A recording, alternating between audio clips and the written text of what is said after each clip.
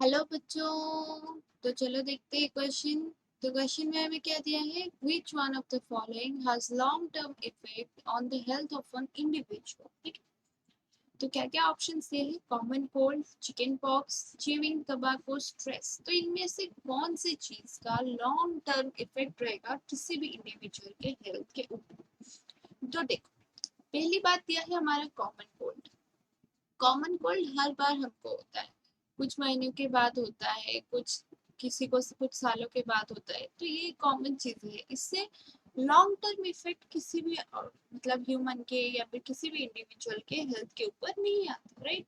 ये सब acute disease है, ये एक एक्यूट डिजीज है जो कि होता है फिर अपने आप ही ठीक हो जाता है ह्यूमंस में।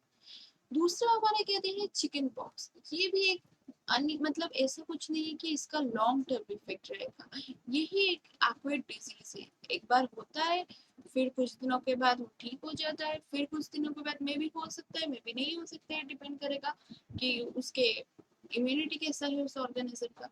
सो इसका भी हमारा लॉन्ग टर्म इफेक्ट इन दोनों का ही हमारा किसी के भी बॉडी के ऊपर नहीं होता। तीसरा कह दिया है च्यूइंग टबैको। च्यूइंग टबैको एक ऐसा चीज है जो आजकल लोगों में बहुत पाया जा रहा है और इसका इतना ज्यादा खराब इफेक्ट होता है ऑर्गेनिजम्स के ऊपर कि इवन कैंसर को भी लीड कर सकता है, राइट।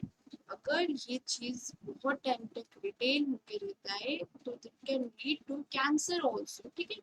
सो ये आजकल के इंडिविजुअल्स में बहुत ज्यादा इफेक्ट शो करता है।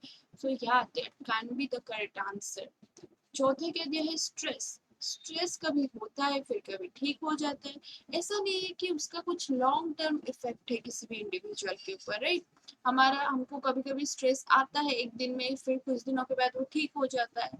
सो उसका भी as such long term effect के ऊपर नहीं होता और इवन हमारे लाइफ स्टाइल से that can be managed, right? But option C जो दिया है chewing tobacco, this is the only thing that has the long term effect on an health of an individual, right? So I hope you understand this answer. Thank you.